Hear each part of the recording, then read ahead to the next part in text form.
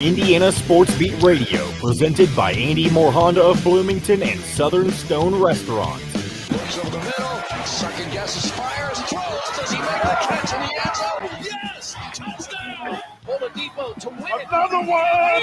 Another one! Another one! Huge hole! He's at the 30! He's gonna go! 10, 5, touchdown! Jonathan Taylor! Worked out by Burke. Bounces into Cody. Puts it up. Scores!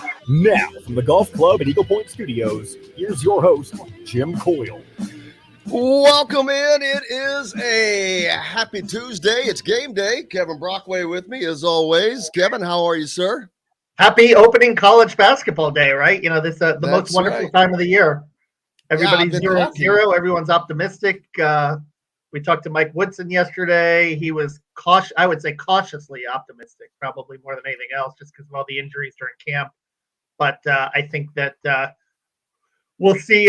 We'll get to see. You know, for those that didn't go to the Bahamas, we'll get to see what it's all about in terms of his offense and his defense, and a lot of the different things that they're going to be doing against an Eastern Michigan team that I think is in the 290s in Ken Palm. So it's a good opening game to have. But they are coached by Stan Heath, who has had some past success at Kent State, Arkansas, and USF, leading them all the NCAA tournament. So to be somewhat well coached in that game. Eastern Michigan will be, but talent certainly favors the Hoosiers. Absolutely. I mean, Eastern Michigan coming off a 6-12 season. We're going to see. I think we're going to see a lot of defense from this Indiana team. I'm a little surprised at the starting lineup announce. And before we got a lot to get to today. Mike DeCourcy will be with us. Looking forward to that. I'm looking forward to talking to Mike about that Steelers game last night. That was crazy ending. What a crazy ending. Oh, my God. I cannot wait to talk to him about that. He's a big Steelers guy.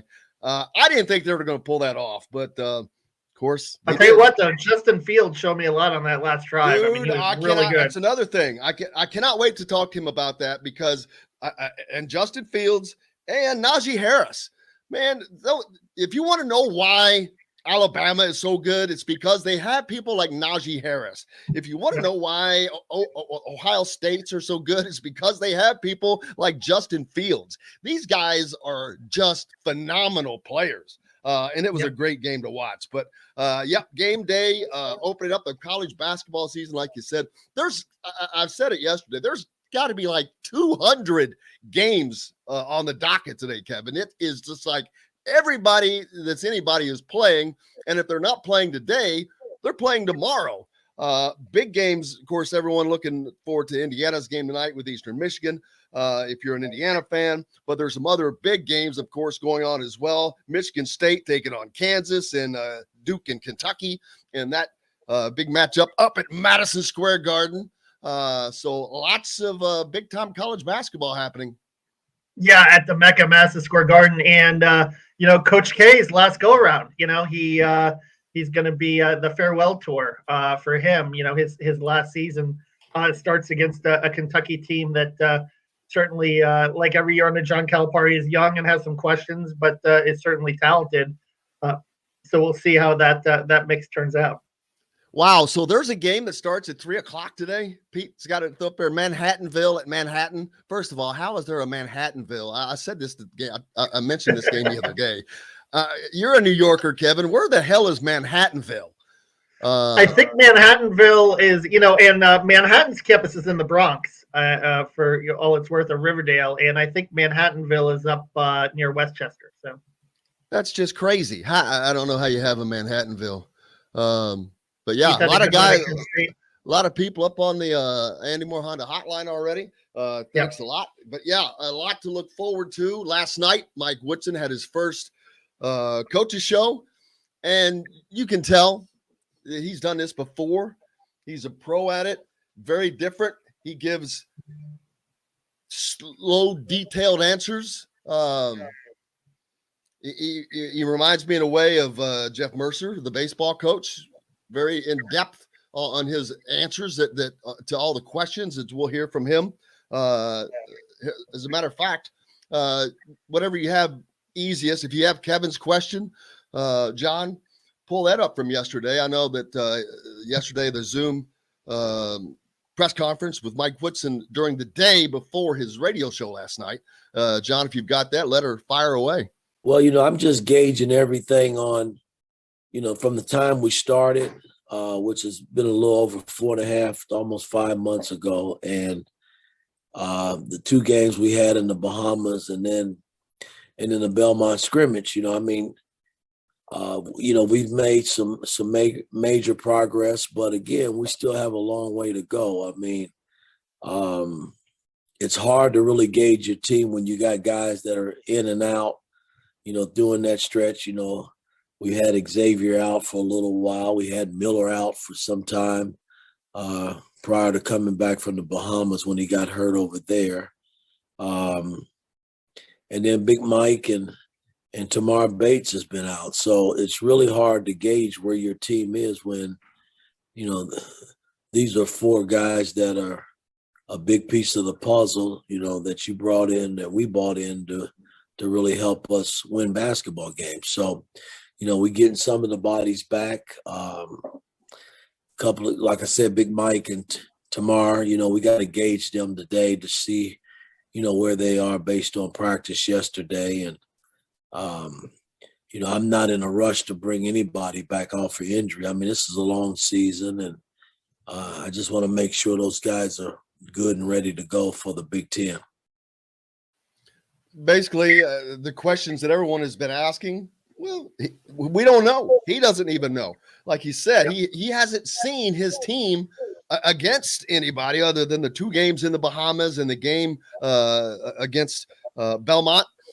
And he hasn't seen his whole team, Kevin, because like he mentioned, the injuries. So it's going to probably be 2, 3, maybe a month, weeks, maybe a month before he actually, and all of us get to see what this team is going to be more like. Right now, we know the starters, and I'm a little surprised that Parker Stewart's in that starting 5. Not that I don't think he deserves it, but it just lets us know what direction he's going. But I didn't expect him to put both of those shooters in there like that. But hey, I'm looking forward to seeing how it works. Well, yeah, I think you want as many shooters as you can around Trace Jackson Davis and Race Thompson, right? And even Race will be able to step out a little bit in the system and maybe fire away and take some shots as well if he shows that he can make a few here and there. So I think that's why he did it. And the question I asked was coming off the Belmont game, maybe a little bit about what he learned about his team and what concerns are there. And he also addressed the fact that he feels like the defense is ahead of the offense now. And he doesn't mind that at this point in the season. And one of the reasons why is when you face teams like this early in the schedule, you can create offense off defense, runouts, easy baskets. And I think that's what you're going to see from this team. This team showed that a little bit in the Bahamas, maybe in the early schedule when you face those guards that can be a little shaky with the basketball, particularly when you have guys like Xavier Johnson and Finney and some ball hawks up front that can create some turnovers. Yeah, you're going to have Rob Finney coming off the bench. You're going to have Trey Galloway, of course, with a lot of players. And last night at the coaches show, I know Don asked him about a 10-man rotation, and that's what he would like to get to. He's probably not there at the moment with the injuries, like I said, but that's where he wants to get to. Quite different than what we've seen in the last few years. That was more a shorted 7.5-man rotation, I guess, over the last couple of years, maybe. Well, Archie's first year, he played 11. Remember, he played too many guys, I thought. Or my first year on the beat, 2019-20, I remember he played a lot of guys. And then the second year, he kind of shortened, last year, he kind of shortened the rotation. It was interesting in the presser when he was talking about guys on the bench. No mention of Anthony Leal, no mention of Trey Galloway. I thought that was kind of interesting, the 2 Indiana guys that stayed. So you got to wonder. I wonder if they will be, in a game like this, though, with Durr hurt and with, Tamar Bates question. I wonder if they'll sprinkle them in. But we'll see. We'll see if maybe that tells you how they performed so far in camp. So those are 2 guys that, certainly you have hopes and expectations for sophomores that they make a jump, but we haven't heard much from them from Woodson yet. Yes, after the game, of course, with Todd Leary, we'll be coming to you from Southern Stone Restaurant.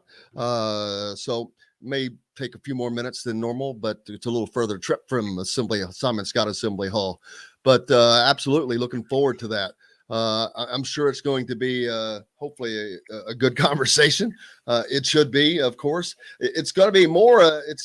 It's just a wait and see. It's like, all right, who's going to play well? Who's going to shoot? Who's going to do what? But you can't expect everything tonight. This is, I mean, they've only played against themselves and those three teams. Actually, just the one team and then Belmont. So they've been playing against themselves this whole time, and that gets a little monotonous, and you can't really stretch and grow until you start playing against others. And even though it's teams that may not be as formidable as normal, to see different defenses, different schemes on the floor, because they're not going to do what you want them to do. Yeah, I think that it's going to be like I said, a chance to kind of grow and a chance to kind of, you've got a relatively easy November, but you do have St. John's coming in here in a week and a half. And I talked to my buddy who writes for St. John's, and he says that he thinks they're going to start a little slow too, even though they have two really talented guys coming back in Champaign and Posh Alexander. But I mean, don't forget, Indiana still has the one guy who's was named to the Naismith top 50 yesterday, one of the returning leading scorer in the Big Ten, and that's Trace Jackson Davis. And as long as you have him, he's very he talked to us yesterday. He feels like he's even in better shape now. And I've always said this about Trace, his rebounding affects his offense. When he's active on the glass and he gets those putbacks, that really gets him going. And if he can have that motor, he gets really confident. Yeah, and if he can get that motor going for the full 40, and particularly late in games as we get into Big Ten schedule, I think that's going to make a big difference for this team. If he can, he's a junior now, he's another year older, he's another, you hope he's another year, and if you can add a little bit of those perimeter skills, finish a little more with his right hand, then maybe you've got something there. I'm also looking forward to the fact that Eastern Michigan has two guys starting in the starting lineup that are 6'10" and 7 foot and both 240. So they're bigger kind of guys. It's going to be interesting to see Trace and Race, how they work around that size and that length.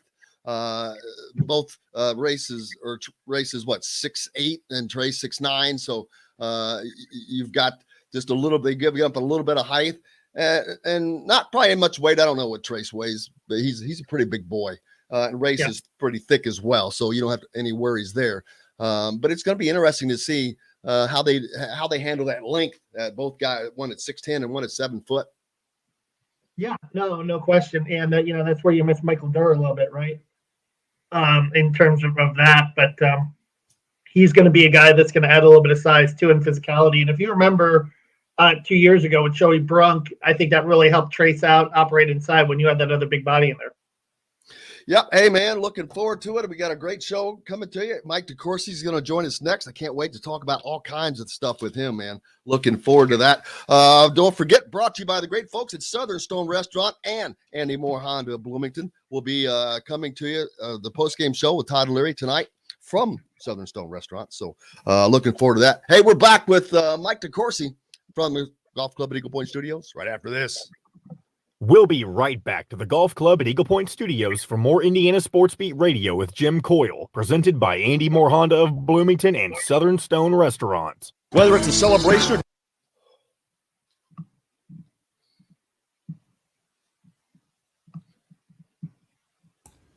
it would be another interesting thing too. Louisville will be playing their first 6 games without Chris Mack. I don't know if y'all said that earlier or not, but also I kind of forgot about that.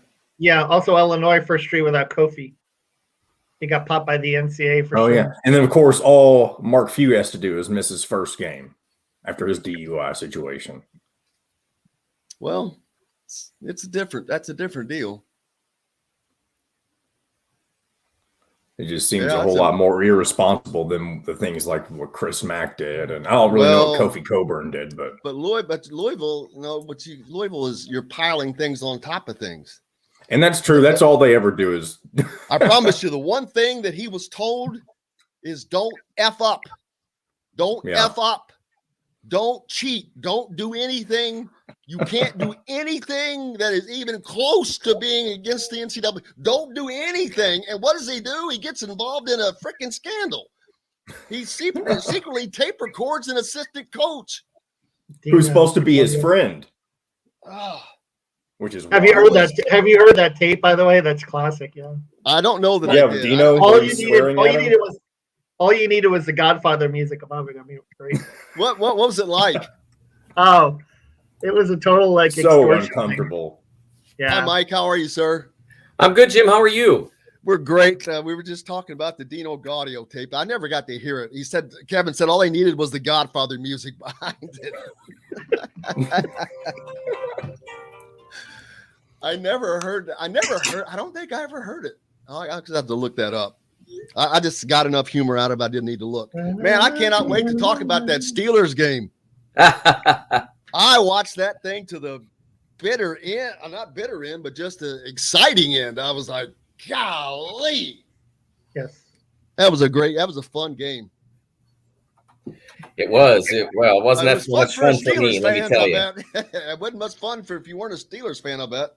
It was, toward the end, it was, Steve Levy's getting a lot of credit. I mean, a lot of criticism for saying the ball hit the crossbar.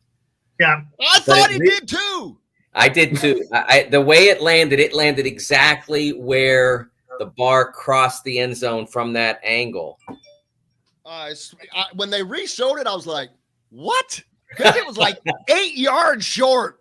It wasn't even close. And I was like, I thought I saw the same thing. I was like, oh man, it hit the All right, here we go. bar. 5 seconds. For Indiana I'm glad you Sports brought Beat that up. Radio. This segment is brought to you by Andy Moore Honda of Bloomington. Now back to the Golf Club at Eagle Point Studios for more Indiana Sports Beat Radio with Jim Coyle, presented by Andy Moore Honda of Bloomington and Southern Stone Restaurant. Welcome back to the Golf Club at Eagle Point Studios, brought to you by the great folks at Andy Moore Honda. The great Mike DeCourcy joins us now. Mike, are you up in New York? I am getting ready for the Champions Classic. We'll have Michigan State and Kansas first up, followed by Duke and Kentucky. And very fitting that Mike Krzyzewski's final season before retirement will begin with the program that basically made him a legend. I know it made Christian Laettner, that moment made him more a legend. But if Kentucky doesn't go back-to-back there with the team they had, I think that Mike's career would have been a little different. And I did a piece about him for yesterday to get his final season started. We did a piece 3 weeks ago interviewing him one-on-one, one of the few one-on-ones he did. And then I spent the next several weeks talking to people who've been around the program and were around for 92 and were around that game that night. And we published it yesterday. It's still online today. And sort of talking about what it would have been like if that game hadn't happened in the way that it did, and why it did happen in the way that it did. And I think if they don't win back-to-back there, Mike's career certainly would still be successful. He's a tremendous coach. But I'm not sure it'd be quite what it became. More wins than anybody else, 5 NCAA titles, 12 Final Fours, etc. He's had an amazing run over the course of the last 4 decades.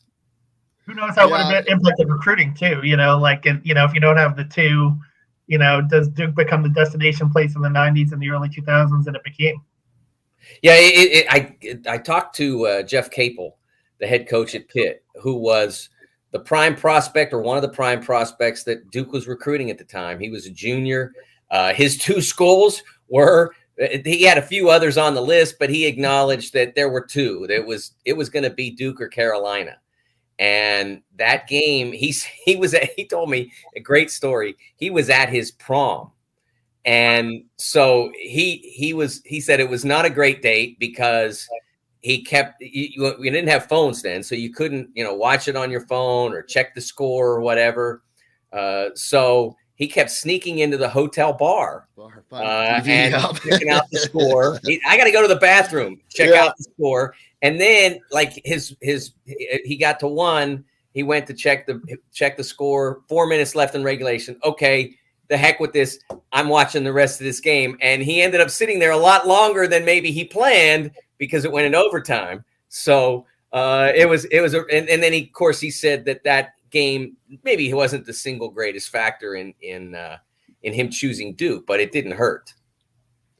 Yeah, and it certainly was a fun time for people to watch on either side, and just for college basketball too. And it propelled. You had two great. It may have changed the other way around, like you said. Who knows? But it would have been, like you said, Duke was going to be strong no matter what. But you have to have that rocket that propels you, and winning back-to-back titles certainly does that. Yeah, they became the first since the UCLA dynasty. 72-73 were UCLA's last consecutive national championships, and the only one that has happened since Duke went 91-92 was Florida in 06 and 07. It's really hard to do once. To do it twice is close to impossible. Because it's just, I mean, you look at what happened to Carolina in 16-17. Carolina wins it in 17. It was very close in the game against Gonzaga. The year before, Marcus Page hits maybe the single most difficult shot under clutch circumstances that I have seen in college basketball. The way he was closed out on, he had to take a 3 because they needed to tie the game.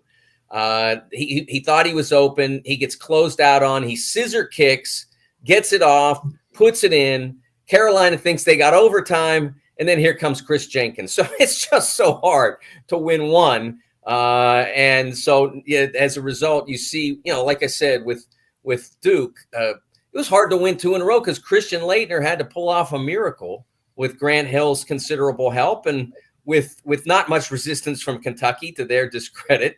And I'm sure they still lament that over the years. It still had to pull off a miracle. One of the really interesting things, guys, about that shot with 2.1 seconds left is how much different time in basketball was then than it is now. And that's something, I went back and I knew that was a sort of a difference, but I went back and looked at some of the famous shots in college basketball prior to Laettner. And game-winning buzzer beater type shots. If you may or may not be old enough to remember Danny Ainge going through the entire Notre Dame defense to hit a buzzer-beating layup. That play began with 8 seconds left in the game, and him going through everybody took the whole time just about. I think there was like 2 seconds left when the ball went through the hoop, and Notre Dame just threw it in and tried to throw it up, and it was over. U.S. Reed for Arkansas in the 1980s against Louisville. In your mind's eye, it's just this amazing play, right? Was it Bryce Drew for Valpo? No, it was against Louisville, the reigning champion. I meant Valpo. Valpo was after. Valpo was after, and that's part of the legacy of the Laettner shot in a way, because that U.S. Reed shot, Arkansas began that play with 5 seconds left out of a timeout. And they were going against a very capable Louisville defense. And the play was a disaster. I mean, they went nowhere for 4.5 seconds. And then finally, U.S. got to about the midcourt line and just heaved it in. And so what's happened since Laettner is there are plays that you can get done in that amount of time. And the Valpo shot with Bryce Drew was 6 years later. It was certainly an amazing play, but if it had happened in let's say in 1986 instead of 1998, it probably would never have happened because people wouldn't have thought it was possible, and coaches wouldn't have thought it was possible until that Laettner shot changed the perception of what you could do with a very limited amount of time at the end of a game. I can't remember what preceded Keith Smart's, everything that preceded Keith Smart's shot. 4 seconds left, I guess, when his shot goes through. Not quite a buzzer beater, but I don't know how much time they had in 87, but a similar situation where they came down and got the shot off. But there was plenty of time in that game because I think they probably had an entire possession. Yeah. Yeah. Oh, definitely. When Derek Coleman missed the free throw that made that a 1 point, a 1 point Syracuse lead instead of potentially 2 or 3. The seconds were still in the teens, so they had a full possession that they ran through, and that's why they were able to get that shot, because Syracuse just couldn't hold up against everything offensively that Indiana was able to throw at them in the amount of time they had, and ultimately Smart slips open and hits that corner jumper. Those championship shots are just great to see. And of course, it wasn't a championship shot. Everybody in Indiana remembers Christian Watford's shot against Kentucky and that, but that was a championship of sorts, getting them out of the doldrums that they had been in for so long. But yeah, that's why, to me, there's nothing like college basketball. There's nothing like the NCAA tournament, because that tournament is chocked full of games like that. Teams beating teams that really have no right to beat, but they do. They're able to hang around and get that shot off. And if you can, who knows what can happen? And every year it does happen. Yeah, last year we saw the Jalen Suggs shot, right, in Indianapolis, and that shot back in overtime, that great game against Kentucky UCLA. And that's going to go down as like a Carlton Fisk moment, right? Everyone remembers Carlton Fisk's home run from the 1975 World Series, but the Red Sox didn't win it. And it's going to be the same thing with that Final Four. People might not remember Baylor winning the national championship because it was a blowout, but they're going to remember that Jalen Suggs shot and that classic Gonzaga UCLA game. Absolutely. I was at that game as you were, Kev, and you could feel like this was a game that at least you could bring it up in the same sentence with Duke Kentucky 92. It was that good. It was played at that high a level, and to end on the play that it did. And it's interesting. There's a gentleman from Ball State who invented this idea that they use in the ESPN summer tournament. The Elam ending. The Elam ending, yes. Oh yeah, he's been on with us several times. Yes, and Rick Elam or Nick Elam, I think. I am not one of his favorite people because I hate the idea, and I've written several times how much I hate the idea. And and one of the people on Twitter who I follow was teasing me yesterday that if only there had been an Elam ending, then the Leitner shot wouldn't have happened. It's a gentleman named Haslam, and he's a math guy who he calls his site Haslam Metrics. He does a lot of math, and he was teasing me about that.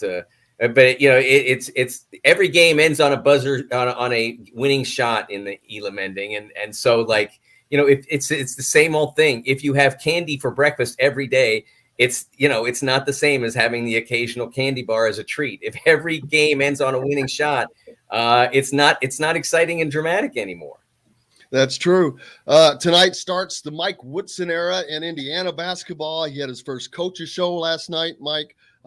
He just seems so comfortable in this role. He is just relaxed. I had the good fortune of doing a one-on-one with him at Big Ten Media Days. You watch him on his coaches' shows, his pressers. He's just relaxed. He's been there, done that, got the T-shirt. Well, exactly, and also the T-shirt says Indiana on it, yeah, and that's important. That's right. Because as badly as things have gone for so many different. Damn, I wish I'd have said that. That would have made that great. You set me up. That's the assist, man. It was a nice dish. The key here is that after so many disappointing endings to coaches' tenures at IU since Bob, they needed to find a way to reconnect to that fan base. If you were going to move on from Archie Miller, there really wasn't any other option than finding a way to reconnect to Bob's history in a very profound way. And so Mike was the ideal person for that moment. Good for him, but better for him is that everything he's done since has been ideal. There have been no missteps in the way he's administered the program, no missteps in the way he has constructed this roster, no missteps apparent in the way that the team has developed. Now, it changes starting tonight because wins and losses become a thing. He will have greater leeway in that area for a while than other coaches have had. Now, I'm not saying that people jumped on Arch his first loss or people jumped on Tom his first loss or whatever. I'm just saying that the first year, however long, Mike will have a easier runway in that sense. I'm not convinced he'll need it because I think, first of all, the schedule was built with much more foresight than previous Indiana schedules have been. I never understood the need to put your head in a blender in November and December when there are certain responsibilities or commitments that IU has anyway. Big Ten ACC Challenge, the Crossroads Classic for the whole of Arch's career, things like that you're going to get good games no matter what. If you're in the Gavitt games, that's another one. So you're going to get those. So why does every game have to be hard? And that hurt them. It destroyed them last year. I mean, it absolutely destroyed the possibility of that team having an effective season. And I know some of it was that the easier games went away and the harder games didn't, but there were way too many hard games. Indiana, this schedule is much more intelligent. I mean, they did 2 or 3 in North Carolina. It wasn't like they got out of the gates poorly, Mike. I just think that once they got into the Big Ten, you thought it would prepare them for the Big Ten, and it didn't. I think their bigger issues, to me, have always been the Big Ten. I mean, the 2 years that I've been on the beat, they performed pretty well in non-conference. But you get worn down, Kev. And they get scouted. I think that's been the bigger issue. You get worn down too.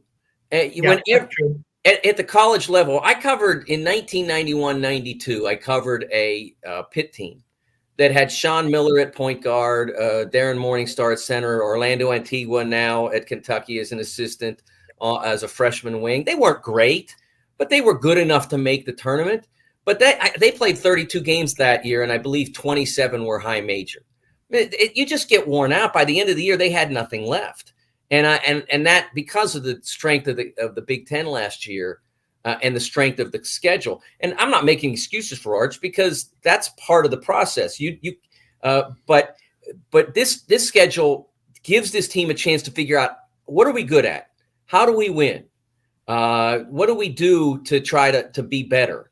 And okay, we didn't do that well, but we won anyway. So now we'll do that better. And all those things go into it. And then, like I said, you're going to have tough games in non-conference just based on the commitments that you have. They got to play in the Crossroads. They got to play in the ACC Challenge. And IU always gets a more difficult game in the Challenge than maybe I shouldn't say always, but a lot of times gets a more difficult game because they're IU and people watch. And so ESPN puts those matchups together and says, okay, let's give them Carolina, let's give them Duke, but they're not really very good. That's okay. Give them to them anyway.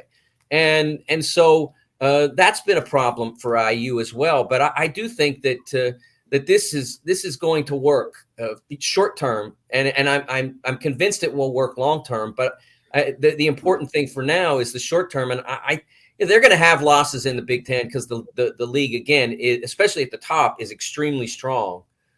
But I think they're going to be able to hang in that very strong middle because they've built a better roster. It makes more sense, and they have built a schedule that allows that roster to find its feet. Yeah, and Mike Woodson is, and I agree with you. I everything he has done has just been relaxed is the only word that comes to mind. He's not rushed. He just seems prepared as he should be. He's a veteran. He's been in the NBA forever. Was an All-American. He's been there, like I said, and done that. So, but it's his demeanor that I think is actually working in a favor where so many people in the beginning thought that it may be a detriment. It's actually a benefit to these kids, to this team, I think to the program. It's exactly what the program needed, someone that could come in and just calmly put together all the pieces that he has done, like you mentioned as well. And it has been put together almost like a company with the different heads in the right places and the right people doing the right things. and you're only as good as the people that surround you. Kevin, you've been closer to that situation than I, day-to-day basis. What have you seen? From Indiana, I think that I think that there is that honeymoon period and that sense of calm in terms of how things are being done. But I think the thing with Mike too is he's not a pushover either, though. And from people, I did a story this week talking to a lot of his former teammates and basically looking back at him as a player and how his personality as a player is kind of rubbed off as a coach. And they talked about him, for example, having a short-term memory, missing a shot, forgetting about it, and the fact that he'll go over things, but he won't dwell on things, and he won't have his players dwell on things. And I think that's going to show us, and that creates, that could create during the course of the season a sense of calm, where players are going to be more confident, where they're going to get some rope. They're going to be allowed to, miss a shot or two, and he's going to give them the confidence to keep shooting from outside. So those are things that are going to be interesting to see. In theory, we're being told that that's how he's going to coach, but we'll see what happens when the balls start rolling and the shots go up. John's telling us we got to take a quick break. I will come back and talk a little bit more about that, but I want to talk about the Steelers, that incredible Monday night game last night. If you didn't see it, you missed it, and I know Mike loved it. We'll be right back with more Indiana Sports Beat, brought to you by Andy Moore Honda Bloomington, right after this. We'll be right back to the Golf Club at Eagle Point Studios for more Indiana Sports Beat Radio with Jim Coyle, presented by Andy Moore Honda of Bloomington and Southern Stone Restaurant. Hey, we all need insurance. I'm surprised you could have made a trip up through Pittsburgh, Mike, on the way to New York. Oh, now we've actually, the wife and I flew in on Friday and spent the weekend in New York. Very nice. Awesome. Yeah. And it's been, obviously been 2 years since we were able to be here last. And we've always enjoyed New York. We've been here many times, big Broadway fans. So saw a couple of shows. Yeah. That's awesome. I've never seen a Broadway show. I've only been in New York 2 Is your wife a shopper or no? Oh, yes. Yes. Go to the garment district or She, I always tease her, one of her proudest achievements is that she became a Bloomingdale's preferred shopper, even though she never lived in a city that had a Bloomingdale's. Wow. Nice. Very nice. That's funny. That is awesome. Oh yeah. But New York is awesome in the fall and the winter. Yes. I'll be back for Christmas. I'm going to visit my family for Christmas. Oh, nice. Good. Because my mom is still there. She still has a house where we grew up in Suffern in Rockland County and stuff. Oh, very nice. And So where is that, Kevin? How far is that outside of the city? About 30 miles. It's across the Tappan Zee Bridge on the way up the New York State Thruway. It's about 30 miles up from New York. Yeah. You can take a train in. It's pretty easy. And about 10 or 15. My house was actually like a half mile from the New Jersey border. Actually, it's like right there where I grew up. So I lived on a border town.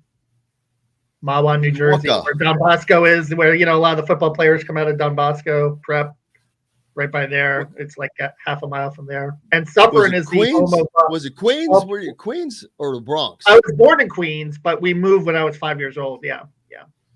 So I was born in the city. I was born in Queens, and then when we were 5, you could have been there with Archie Bunker. That's why I'm a Mets and a Jets fan, because I was like 5 minutes from Shea Stadium, where I was born in Elmhurst. Yeah. Well, I bet you regret that. No, I'm kidding. Trust me, I do every day. Well, the Jets, man, they got a quarterback, though. We'll see. Mike White. We'll see. Western Kentucky's own Mike White. We'll see. If unbelievable. If they can keep him healthy. They can keep anyone healthy. That's the name of the game. But, yeah, they went down like a sack of potatoes without him against the Colts. Do you have any other favorite places to go for like pizza or deli, Mike, when you're there? There's a little restaurant in the theater district called Trattoria Trecolare. Yep. That we've gone there. We discovered it 30 years ago, so we go back all the time. It's really well priced. Not that we're looking to save money, but they're willing to give us great food for less money. So. This segment is brought to you by AAA Insurance. Now back to the Golf Club at Eagle Point Studios for more Indiana Sports Beat Radio with Jim Coyle, presented by Andy Moore Honda of Bloomington and Southern Stone Restaurant. Welcome back to the Golf Club at Eagle Point Studios. Jim Coyle, Mike DeCourcy, and Kevin Brockway having fun. And speaking of fun, man, that had to be an absolute blast for you watching that Monday night game last night. The Steelers and the Bears, of course, two great old NFL teams on top of that. The Bears are looking good. Justin Fields, I said it earlier to Kevin, if people want to know why Ohio State is so good all the time, it's because they have people like Justin Fields, who's a freak good quarterback. If you want to know why Alabama's so good, it's because they have Najee Harris and those kind of guys who are speaking of Harris, he's about to break Franco Harris's rookie rushing record. He's on pace to do that. I saw. Well, he is, but he also has 3 more games than Franco had. That doesn't count in mine. Then it should be an asterisk. He does. He's a fabulous player, and it was a great first round pick against the advice, the unsolicited advice of a lot of people not to take a running back in the first round. I was all in on the idea because I went back in the spring and investigated how likely you are to draft a Pro Bowl player at that stage in the draft. Remember, they won the division last year, so they drafted reasonably late in the first round, and how likely you are to get a Pro Bowl player out of that segment of the draft. So regardless of the position, if you think he's that sort of player, and I think he's shown through 8 games now that he's certainly that type of player, that you have to take it. It doesn't matter what position it is. And especially, people talk about running back as not, you don't need a great running back. A great running back can do things for you that an ordinary running back can't. And this is a young developing offensive line, and at times they're not that developed. And he makes some great plays out of nothing because he's so big, so fast, so determined. If he didn't have all those qualities, then it would have been a bad pick. But they read him, they scouted him well, and realized that he was. Yeah, most people don't take a running back on their picks, like you said. But you get a guy like him or Derrick Henry, man, those guys, they're just in a different breed of running back. Jonathan Taylor too. How many teams do you think are shaking their head, passing on Jonathan Taylor in the first round? I know I wanted the Jets to take him, and they didn't, as usual. But I think there's value to that. Yeah, because you don't want to pay a running back a lot of money. So you want to get his first 5 years. You don't want to sign a free agent running back and have to pay him $20 million or whatever. So you get his first 5 years when he's probably at his best. And then you see what happens. But the real problem is not taking the running back too high. It's trying to hang on to him in the way that the Panthers did with Christian McCaffrey. Phenomenal player, but he gets hurt a lot, and that's somewhat endemic to the position. There are so many things to talk about this game. I had to write all these different things down. First of all, the penalties that were called, so many of them. There was the taunting penalty at the very end that really kind of affected the game, but just no one seemed to think that it was a penalty. So there were some NFL former players on the announcing crew and all that. So I way out of it. I'm like, all right, if they think it's over the line, then but there were so many. How many times can you line up off sides? I mean, it's funny because I was like, I would be just mad if I was just destroyed. The defensive coordinator, you have to go crazy. Yeah, because the crew, first of all, they misidentified a rule. They misinterpreted a rule on a low block on TJ Watt. It wasn't the most vicious block, but it was a violation of the rule. So they created a narrative in which the too many calls were going against the Bears. Look, they lined up off sides 3 times, I believe, on the final Steelers drive. I mean, that's just the most basic stuff. Where's the ball? Where's my head? I mean, it's not that hard. And they still did it 3 times in a row. That's where the real problem is. The pass interference call was soft. I'm not going to say that it wasn't.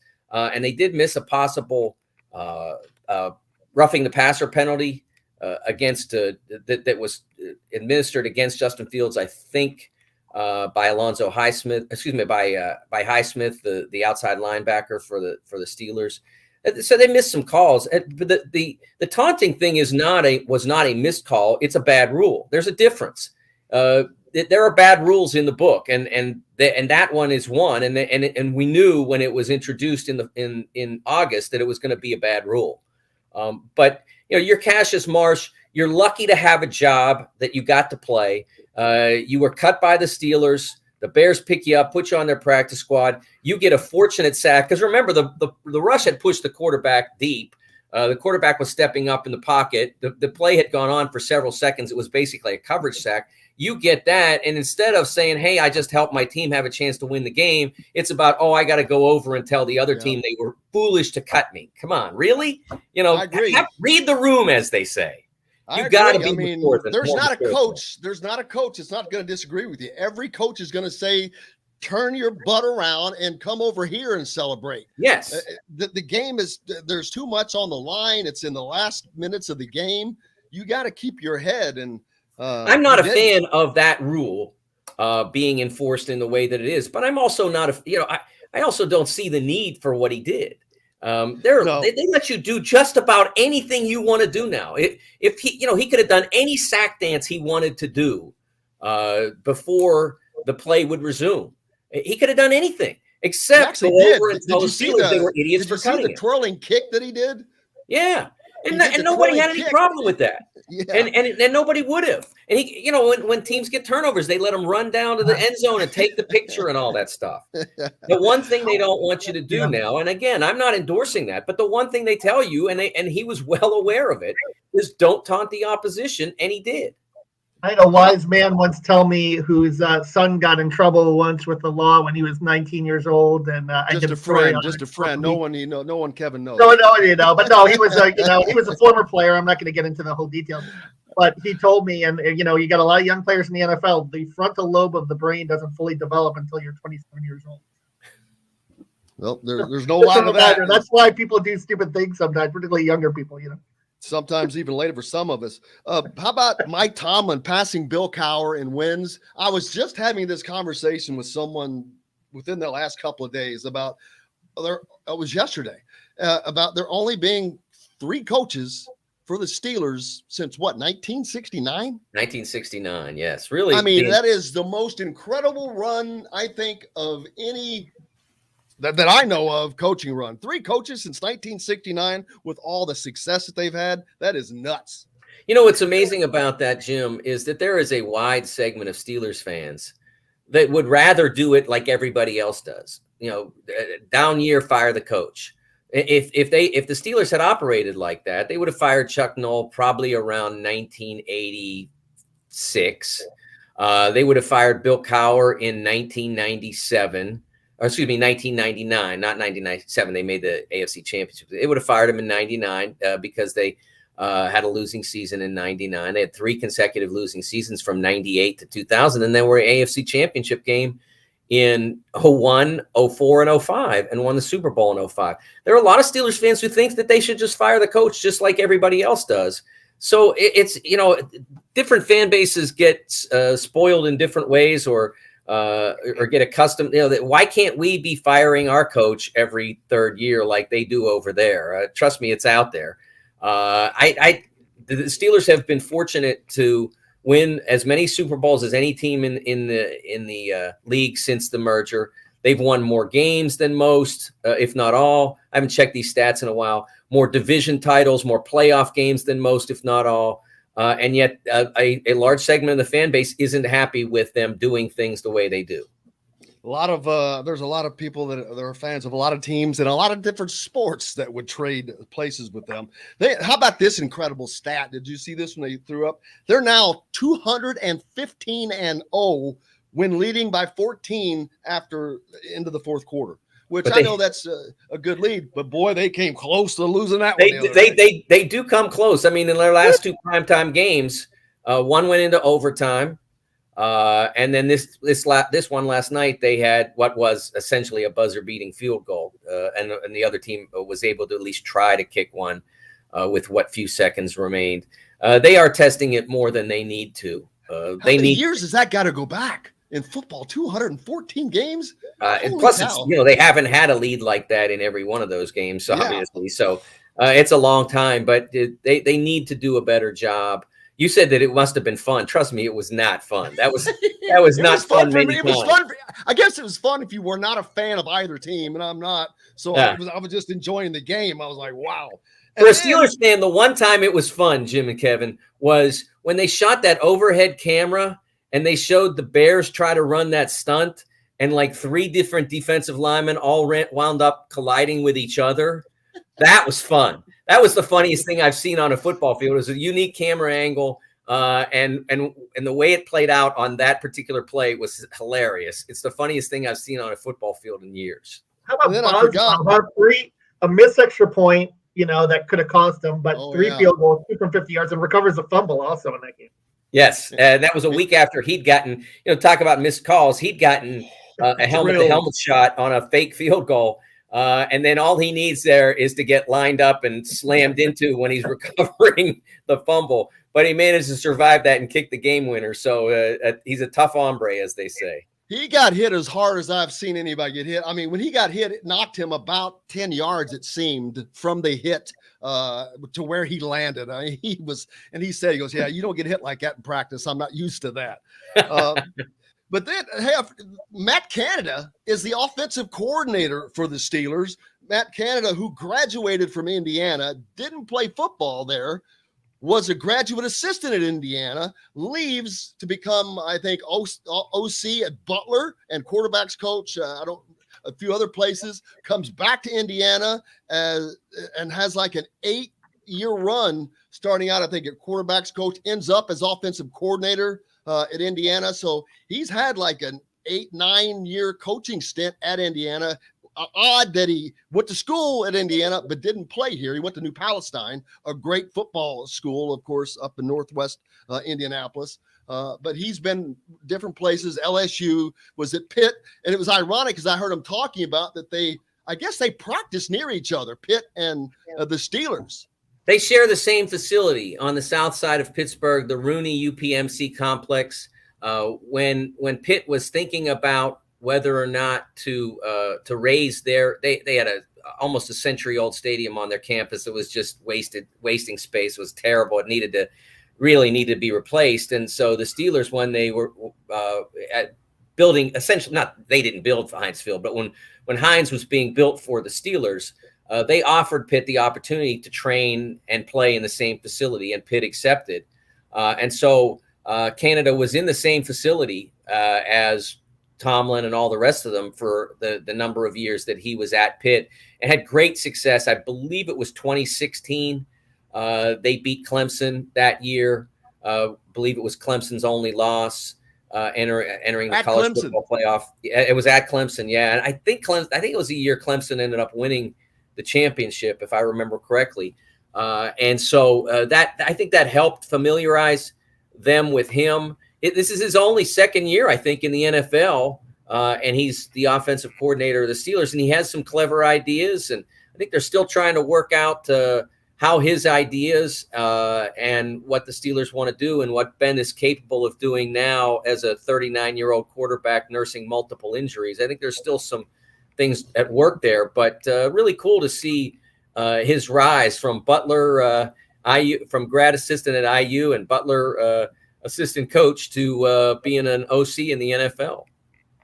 Absolutely. And there's, of course, he'll probably be a head coach somewhere at some point as well. And as that continues to move forward, enjoying seeing that.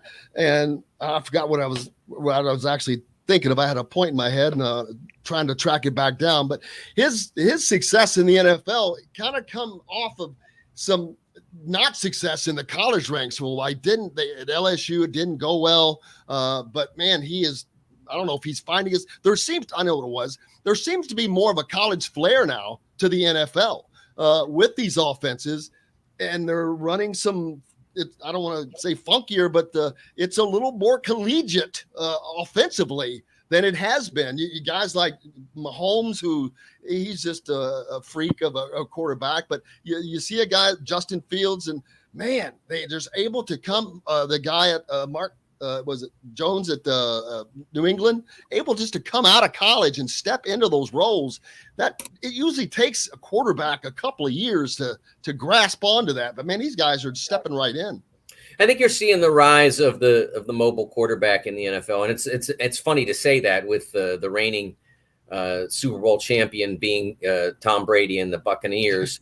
But players like Kyler Murray, players like Josh Allen at Buffalo, the guys you mentioned, Fields last night showed what he's capable of. He's going to be, if you're a Bears fan, man, they got to be very. It happy. All comes down to now building a team around him. You've got the quarterback; he's really gifted. Now build a team around him, better receivers, better execution on the defensive side. There's some very good players on the Bears defense. They've got to do a good job building an organization around that quarterback, because it'd be a shame to waste what he's capable of. I liked him last year more than any other quarterback in the draft. And I had my fingers crossed that he'd fall to the Steelers. As much as I love watching Najee Harris, believe me, I thought that if the Steelers could get Justin Fields in that spot, and there was some conversation that they might, because there was some silly pre-draft talk that he wasn't all this or wasn't all that. That guy can play. He's going to be terrific for the Bears if they do things right. It's certainly fun to watch that. We talked about the piece you have out on Mike Krzyzewski that you spent a lot of time on with the Sporting News. What is there anything else? I know you're up in New York for the games tonight, which is going to take up a lot of your time. But I didn't know if you had anything else that the people need to go read. Yeah, I am in New York. Dick Vitale is not, because yesterday he had his third chemo treatment for his lymphoma. And Dick talked to me last Friday, I believe, about, being a little disappointed that he's not able. Well, Dick, he's a lot disappointed that he's not able to be here. He's also very realistic, but he's saying that don't expect him to be away from the microphone for long. I mean, it's just that for him, this fight will continue for 6 months, probably another 5 now. He's almost a month into it. But he'll be back at the mic soon. And so he talked to me about what he's going through, what he's gone through, what it's like to be away, but how eager he is to get back. And he will be back before the end of this month. And so there's an article that I put up on Sporting News this morning about, the Champions Classic without Dick Vitale is still the Champions Classic, but it's not quite the same. And college basketball would not be quite the same without Dick. So we're all really rooting hard for him to get through this. And so far he's handled this like a champion. He's a wonderful man, tremendous gift to college basketball. And my salute to him for what he's going through. He'll be back at the mic soon, and he'll be missed in NYC tonight. Yeah, Kevin's friends with him. He's been a friend of the show. Has come on. He's just awesome. He is awesome, baby. He truly is. And at 80 years old, he has got the life of a 25-year-old man. He has got the energy. He does. When he came on, he would just pull the string and let him go. And it's like, man, I hope that I have that. And so I'm sure he has that fight in him, and we're all thinking about him as well. And look forward to you tonight. Have fun at the games, man. It'll be a great time at the Garden. Thank you very much, Jim. Thanks, Kevin. Great to see you guys. I'll see you next week. Absolutely. We'll make sure you go to the Sporting News and check out everything that Mike DeCourcy has, because it's great. We got plenty more Chronic Hoosier up next here on Indiana Sports Beat Radio. We'll be right back to the Golf Club at Eagle Point Studios for more Indiana Sports Beat Radio with Jim Coyle, presented by Andy Moore Honda of Bloomington and Southern Stone Restaurant. If you're in the market for Sorry, we went a little long, but that was great stuff. Chronic, how's it going, my brother? Could not be better. Well, that's good. That's a good sign. Knees coming around. Knee feels awesome. It's opening day. I wish. Are you in the starting? Are you off the IR? Are you on the bench tonight? Are you cleared to play? I'll tell you what, man. I'm still rocking a handicap permit, and I will be taking full advantage of that for most of the season. That said, though, the boss man got me hooked up today, so we'll be dead center court, second row. parking in the Kin Nunn section right there out front. So man, not gonna have to stretch it out a whole lot, except to get all the way down to that seat. But I wish they did this on a magnitude or a degree that kind of represented the excitement. And just I'm speaking as a whole. I feel like they do a terrible job. They've tried. They've swung and missed. It's like everybody's out there doing their own thing, trying to create their big TV event, but without an organizing body. I feel like every year opening day for college basketball leaves us disappointed in the presentation. The product's awesome. I wish they found a way to package it commensurate with the excitement it deserves. Yeah, there's too many games to me. I don't know how many there are, but I was just looking at all the work and guessing, and I've said it a lot. I've talked about it. There's got to be 200 games tonight. That's pointless to me. Why the hell does there need to be 200 games today? There was nothing yesterday, nothing the day before. There's a bunch tomorrow, but I'm like, why does there have to be all of them today? Damn, spread it out a little bit. That's part of the best part about it is, for the next 5 months, pretty much anytime from 5 p.m. on, you can turn on your TV and there's college basketball on again. And that's awesome. Thing. It's just, I don't know. I feel like all the other sports seem to find a way to do it with a little bit more hoopla than what hoops does. College at least there's 30 teams, so that's the thing. Like, it's not like a league where you have 30 teams. I think that's the hard part, right? But, with all the money the NCAA makes, even though, they get no direct benefit from it, this is why they need a basketball czar. Quite frankly, somebody's got to organize it. Somebody's got to package it and just loop everybody else in. Because it's all about money, because baseball used to do it. The Cincinnati Reds, I think, used to play the official first opening day game of the Major League Baseball. 10 seconds. Well, hell, now everybody does it. AAA Insurance. Be covered by someone who cares about you. This segment is brought to you by Aurora Specialty Sleep Clinic. Now back to the Golf Club at Eagle Point Studios for more Indiana Sports Beat Radio with Jim Coy, presented by Andy Moore Honda of Bloomington and Southern Stone Restaurant. Welcome back. It is a Chronic Hoosier Tuesday. He's with us now. How is Ben? How is that knee doing, man? Knee is doing awesome. I'm not gonna lie. I feel like my emotions have been toyed with here this morning. Everybody wakes up today, and it's New Year in Indiana. It's the official start of the college basketball season. The Mike Woodson era is upon us. Show up at work, man, and I can't do any work. The internet's down. So I'm thinking, the gods have smiled on us, and we get to just geek out and maybe go get an early start on pregame. But lo and behold, we're connected again. So I guess I got to do something before we head into the gym tonight. I'm so excited. That happened to me this morning too. Yeah, I guess it was everywhere. It wasn't just me, so that made me feel good. A totally unrelated story. I had a meeting with the guy last week, and I just went into Dagwoods in Bloomington. I bet I hadn't been in there since college. I don't know why, because the sandwich was awesome. They're not an advertiser, just saying it was. But so we finished, and I had a sandwich, but I didn't have a drink. And we get done, and he leaves, and I go up to get something to drink, and I stop, turn around. I'm like, what the hell? Pat Graham just standing there. I'm like, what the hell are you doing here, man?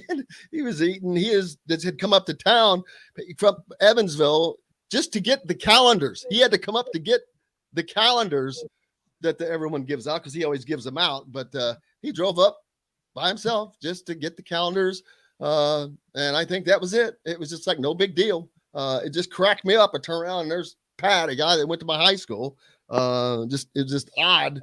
But yeah, he was really he was very positive about how things are going. Last night you had Mike Woodson's first show. Tonight is the real first show, Chronic. The show opens up tonight on the Mike Woodson era. It's here, man. It's a new era of Indiana basketball. Coach Mike Woodson back in the hall. It's exciting, I think, as I've been, and probably since the 12-13 season when Indiana's preseason number one. It's been such a great off season. Zach Osterman wrote about it yesterday, for a hire that was kind of open to a lot of criticism when it was initially made.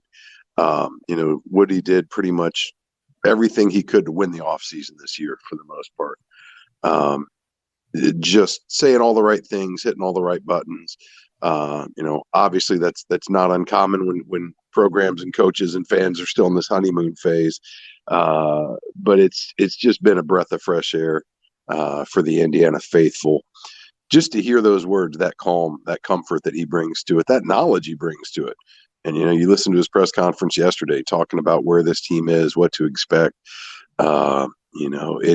He's singing the hymnals that we grew up listening to, talking about defense and, also bringing the breath of fresh air into it.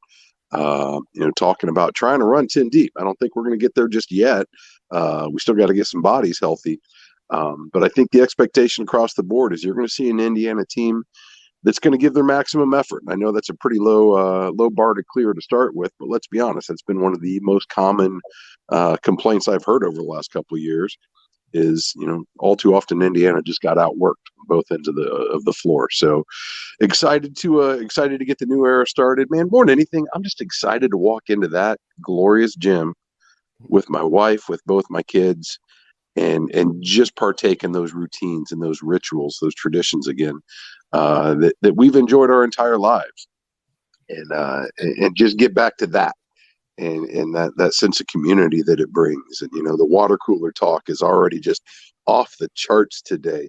I could not be more excited. I'm like a kid at Christmas morning. Well, I bet it's going to be a big early turnout, probably with all the excitement. Kevin, I think one of the best things that Coach Woodson has brought in his interviews, when I've spoke with him, when you spoke with him, when he's been on, he seems to be telling you the truth. He's not trying to sell a bill of goods. He's being honest. It feels like he's being honest, and he's not trying to blow smoke and say this is that great and this. He's telling his truth, and it sounds like it. Yeah, and I think he's, like I said, that there was a little bit of caution yesterday, I thought, in the press conference, just in terms of what to expect, and maybe some concerns about how the offense is coming along. And he talked a lot about sacrifice too, and the importance of that. And let's not forget, this has been an offense the previous 2 years that has been heavily predicated around one guy, Trace Jackson Davis, and getting him the ball inside and having him finish inside. And now you're going to a system where you want to build around him. You want to build shooters. You want to build the confidence of those shooters. You're going to be playing a lot more pick and roll, a lot more motion in the offense.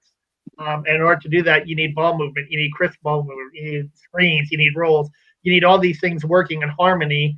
And it'll be a process. But, as we've alluded to before, and Mike alluded to, at least you have the schedule that kind of allows you for that, in terms of, the majority of games in November and December being, outside in the non-conference. Of course, the exceptions being Nebraska, which will be, certainly a Big Ten team that's still rebuilding under Fred Hoiberg, and then a Wisconsin team on the road that you don't really know what to expect because they lost a lot last year, and they're having some culture problems up there with Greg Gard as well. Yeah, and looking forward to tonight. No one knows what really to expect, and that's Mike Woodson was talking about that, and he's honest. He doesn't really know. Now, I don't think he expects a loss, and I don't think anyone expects a loss. This is not going to be a game where an Indiana State game. That's the one thing I disagreed with Mike a minute ago. He said that people weren't jumping on Archie at the start, and a couple of people made the comment, oh, hell, they weren't. He lost Indiana State when they gave up like 90 points in that first game, and people were like, whoa, what's going on here? But I don't think that's what you're going to see. You mentioned defense, Chronic. I think you're going to see more defense than offense, and a lot of offense that's created from the defense, which we heard we were going to see over the last couple of years, but haven't. I think that's going to become a reality. I certainly think so. You look at, for all the critics of the hire that talked about, this is a guy that had no college experience, and kind of discounting the translation of NBA coaching to NCAA coaching. Yeah, there's some pretty fundamental differences, but at the end of the day, we watch NBA games, and yes, the shooting is out of this world. Yes, the athleticism's out of this world. People forget what makes NBA players able to ascend to that level of competition. it's all the above, but it's people like to discount or they forget doing the little things at the absolute highest level, cutting, passing, defending. I mean, you don't get to that level unless you're really, really good at all the small things. And for a fan base that for years has pleaded for better fundamentals, I think that kind of goes hand in hand with what Mike Woodson expects from this team as far as how they're able to compete. And I think that's kind of at the heart of this whole strategy is everybody's going to have to be able to do all those little things at a really high level and do them consistently. And once you cross that line where it's no longer at meeting those expectations, there's going to be somebody waiting to come in and take your place there. And, I've heard a lot of people over the last several years that complained about why is he letting this guy continue to do that or the other. Part of it was just a product of the roster. There's nobody else to come in and spell that guy. There's nobody else to come in and maybe create different matchups. And with the exception of Trace, there's not a lot of spots on this floor that don't have a lot of really competent, able people who are going to be waiting in reserve to come in and see if they can't raise the competitiveness a little bit. So I'm super excited for that. You talked about the culture of the program. It's a really difficult one to measure, especially at this point in the season, because everybody had a great offseason. Every locker room's as strong as it's ever been. But you genuinely get the sense, listening to the players talk, seeing them, together off campus with pretty regular frequency here in town. It certainly seems like this team is as tight as we have seen, especially for a team that's got, effectively 6 new faces that'll be lacing up for the first time. This seems like a group that they mean what they say when they say it's a great locker room right now. And we'll see how that, how those bonds stand up once they face some adversity. And even though the schedule's not going to be the most competitive here to start, there's still guys who've worked really, really hard this whole offseason that want to get that payoff for it. So seeing how the roster, how the rotations are managed and balanced, I think it's just going to be a really fun couple of months here before it gets real serious, just to see how those guys progress and see what roles they embrace. And I think there's going to be a lot of people surprised with perhaps how competitive Indiana can be here once Big Ten starts. Well, you look at the change, Kevin. There's, 4 or 5 new faces on the roster. 3 of those new faces are in the starting lineup.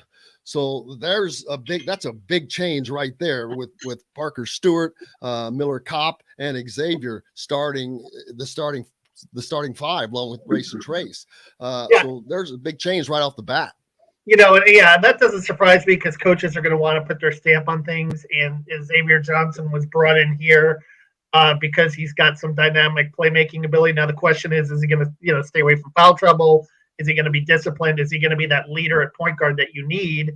And if not, then you have Rob Finney right behind him. And you even have Christian Lander, who Mike Woodson was saying good things about his camp after he had that early leg injury in terms of a guy that can, be in the mix as well. So you really have 3 guys at the point. And if you remember Archie's last couple of years, you maybe only had 1 true point guard on the roster in Rob Finney, and then you had combo guys backing him up in Devontae Green 1 year, Al Durham 1 year. Now you have 3 true point guards on this roster, which I think certainly will bode well and help during the course of the season in terms of the ball handling and taking care of the basketball, making good decisions with the basketball. And first coaching, you've got 3 guys that have been head coaches on that coaching lineup there with Thad Matta in the background and Dane Fife.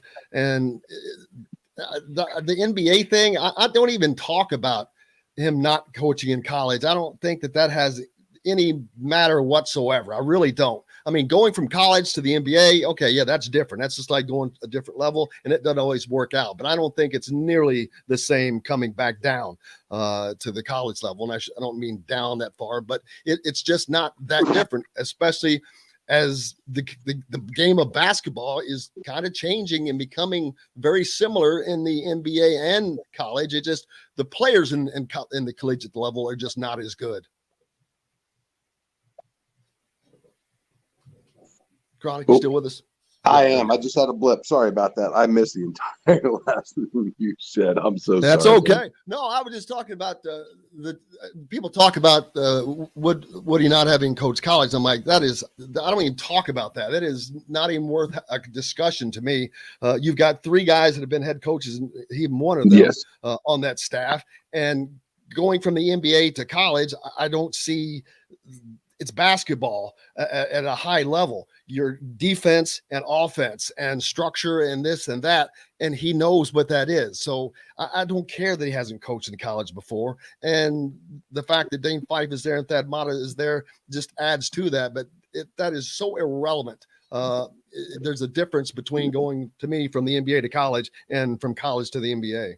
Oh, no, it's the analogy I've used quite a bit. When I was in high school, I had my physics professor was part of a research team at UC Berkeley that I forget how many elements, like 4 or 5 or 6 elements on the periodic table. Like his team was what put that on the board, literally. And, here he is teaching high school physics. And, at the end of the day, science is science. And while the audience may be different, it's not like his job is that much harder having to dumb it down because he had the requisite communication skills, because he was a good communicator, because he was empathetic with, perhaps the immaturity of high schoolers. And it was one of the most rewarding and informative classes I've ever had in my life because he was a guy that had all the knowledge in the world, literally in the world, but also had a personality that allowed him to connect that knowledge with people who were in a totally different universe. As far as their understanding and their mastery of these concepts. At the end of the day, man, basketball is basketball. I don't care what level, you still want to get the ball in the hoop and you still want to stop the other team from doing the same. It's pretty basic. And you've got guys coming up now, and we say this every year.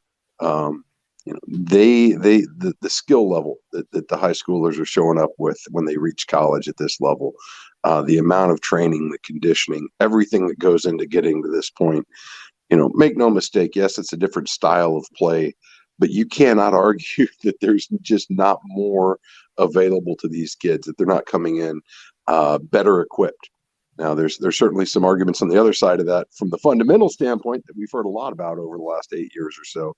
But at the end of the day, I would make the argument that this is a coach coming into it with that breadth of knowledge, like my physics professor, but he's got far more intelligent, more capable students who are ready, willing, and eager to learn from him. And the whole goal, the whole pitch, is to get them to that next level.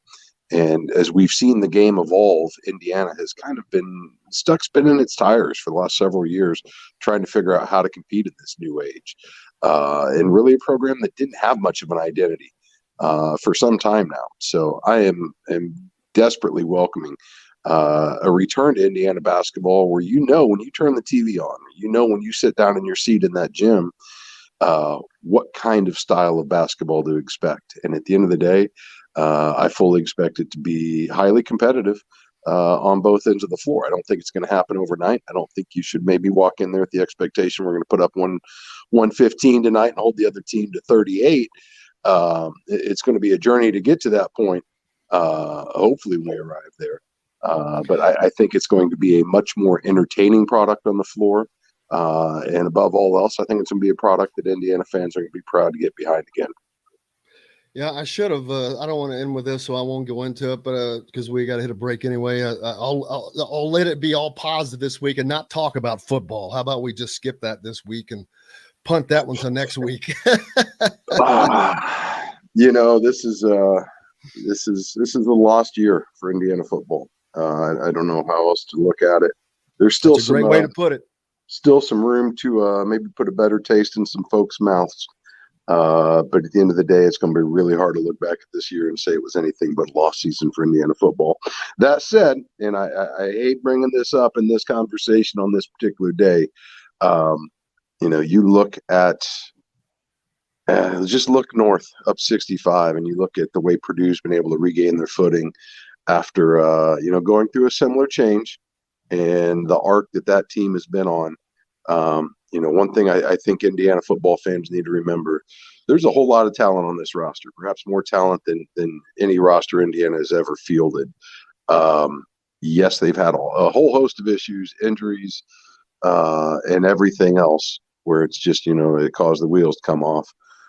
Assuming he can avoid too many defections from the recruiting classes, too many defections in the transfer portal, I think this is a team that's still going to be deserving of support down the road, and even in the games to come. But I think we're going to learn a whole lot about what's inside these guys by the way they finish out. When you got the coach talking about not mailing it in for the rest of the season and all that talk, certainly has my ears perked up here. But I'm certainly got my eyes wide open to see how they respond to it and how they finish. And I think these last games are going to tell us a whole lot about what this team's made of. Yeah, we'll certainly get a chance to see, man. Thank you so much. I'll look for you tonight, man. I'm glad you get to go, and great seats. I tell you what, I cannot wait. I'm not real thrilled about the 6 o'clock start time. I'm not going to lie. That's kind of got my pregame a little wonked up. It's going to cut me way, way short from where I'd like it to be. But at the end of the day, man, after almost 2 years, or pretty darn close to 2 years, I can't wait to walk through that tunnel and see that gym open up and all those faces from the moment I step out of my car till we get to our seat. And then even afterwards, I'm just excited to be back, excited to see everybody there. Let's have a great year. Chronic Hoosier Tuesday is ready to get there, man. Thanks, brother. We appreciate you. Thanks for having me, guys. I'll catch you on the flip. Hey, Andy Moore Honda brings you Chronic Hoosier every week, and this show. We're back with more basketball and plenty more to talk about. We'll be right back to the Golf Club at Eagle Point Studios for more Indiana Sports Beat Radio with Jim Coyle, presented by Andy Moore Honda of Bloomington and Southern Stone Restaurant. Whether it's a celebration or just the biggest. Some of those pauses get me, man. I know. Hey, the biggest defection I'm worried about, Kevin, is Josh Hoover. I don't think he's going. He's not going to decommit.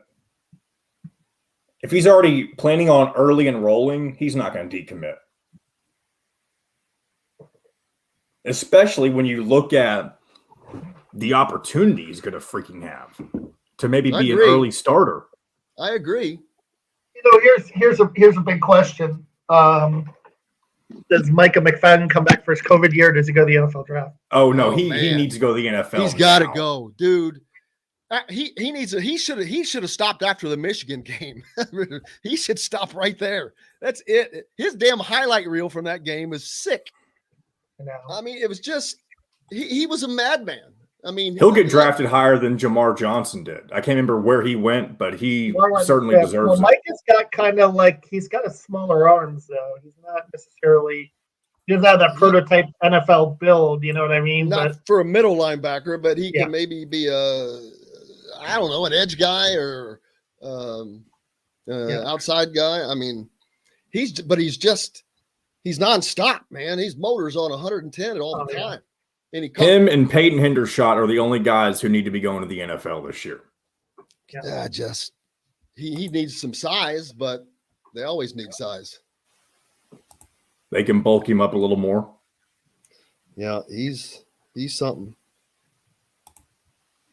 Yeah, those are the only two, though. If anybody else declares, it's because they just don't want to play on the team anymore. You may see a lot of transfers, though. I wouldn't be surprised there. Well, you've already seen them. Well, I mean, more. That may just wait until the end of the year. Running backs. That's why, the running back room was decimated. Yeah. I feel bad for Freifogel because he had an opportunity last year, and now he probably won't get drafted at all. Yeah. You know what? Once you get to the combine, or they work you out, and I think he'll make a roster, but I don't think he'll get drafted. A lot of guys become undrafted free agents. Yeah. All right, here we go. Pilot, all the trims for 0% APR financing over 48 months and $0 down. Or how about a brand new 2021 Honda Passport? Also 0% APR financing over 48 months and $0 down. Get more to your door with AndyMooreHonda.com. Come see us at the all-new Andy Moore Honda, now in Bloomington. This segment is brought to you by Remax Advanced Realty, Indy Home Pros team by Cheryl Sizemore. Now back to the Golf Club at Eagle Point Studios for more Indiana Sports Beat Radio with Jim Coyle, presented by Andy Moore Honda of Bloomington and Southern Stone Restaurant. Welcome back. Indiana Sports Beat Radio brought to you by our good friends at Remax Realty, Cheryl Sizemore. If you're looking for a home in the Indy area, make sure you look up Cheryl. She's got 2 decades of experience. That could be the difference in you getting the home you want. Find her at Cheryl at IndyHomePros.com. In the break, and we alluded to it with Chronic, Kevin, there's probably going to be coaching changes in the offseason for Indiana football. A lot of teams have already done that, which I don't see the point in. I think that is stupid. I think it is pointless. If you want to announce it, I think it's even dumb to announce it during the season, to be honest with you, with 3 games left or whatever. What does that do to the players? What does that do to the team? If I'm a player, I don't want to hear that. I've always said no. I think the season. Yeah.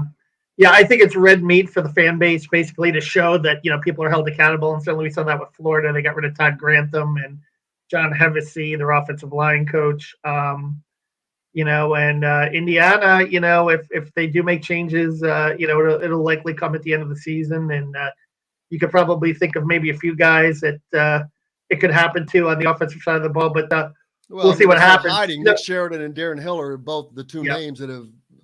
We're not the first ones to mention it. I mean, it's not. I'm not saying it negatively. I don't want anyone to lose their job, but it's been talked about. I mean, let's face it. The offensive line didn't perform, and it was a veteran offensive line with guys that came back. The offense did not perform. Yeah, you had injuries, but even with that, the quarterbacks they don't look like they developed. And I know Michael Penix is coming back from the injury, but after a while, I was like, that doesn't look like there's an injury bothering him. He just wasn't good. And I don't know why, but maybe part of it was the line, part of it not having a good running game. But at the end of the day, they had 16 returning starters on this team. And from a team that had went to back-to-back January bowl games. So Tom Allen is a loyal guy. We know that. He's made some hires through loyalty, but he also is now making a lot more money and he bears a lot more responsibility. So I can't imagine there won't be changes. No question. Yeah. It was interesting. I am looking at the start of the 2022 schedule now because the 2021 schedule obviously was such a bear. Obviously, that early start to the schedule with the number of, top 10 teams they played. And you didn't know coming into the season that Michigan State was going to be what they were. Certainly Cincinnati. But Indiana should have beat them, I think. I think they should have won both those games. They had chances to win both those games. But here's the start of the 2022 schedule. Northwestern at home, then Idaho again, Western Kentucky at home, first 3 at home, at Cincinnati, Nebraska and Maryland, and Rutgers, your first 6. That's a pretty manageable first 6 for 2022. You got to go to Cincinnati. That's going to be tricky. And but a lot more manageable than last year. And then then the schedule beefs up at the end. So I think that certainly in football, as we know, is a momentum game, right? It's a game where you build that momentum and you build that belief going into November. You're going to have. So I think the schedule next year certainly sets up better. The question is the changes that are going to be made. Does Micah McFadden come back for his COVID year? We were talking about that on the break also. And if he does, and if Tywan Mullen and Reese Taylor are healthy next year, then maybe you've got something on the defense. You lose Ryder Anderson and Weston Kramer, obviously, on the defensive line. You need some defensive linemen to develop. But I'll tell you what, I know it's just one game, but watching Dylan McCullough's kid, Desan, I think he has a chance to come in and be an impact edge guy right away. He really has that kind of talent and capability where he could step in that bull position and really do some things as a true freshman.